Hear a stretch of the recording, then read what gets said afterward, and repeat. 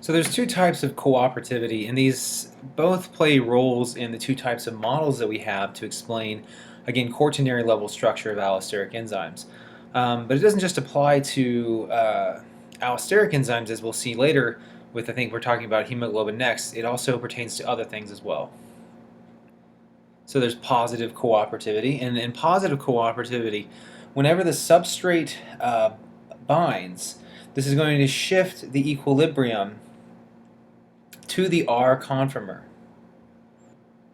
And keep in mind that this obviously applies to the R conformer of the enzyme as a whole, the quaternary level structure of the enzyme. And so some things that we could say about this is that when this happens, when we're talking about positive cooperativity, there is just, it's either R or T, right? There is no such thing. There is no hybrids, right? It's like spin states. It's either R or T. It's either spin up or spin down, if you can think about it. And so another thing that we could say is that substrate binding in one site is going to increase the affinity for binding in another, and that's why we call this positive cooperativity. So substrate binding in one active site is going to lead to increased affinity for the substrate in another active site. That's what positive cooperativity is all about. The model that this is based off of is the MWC model, the concerted model.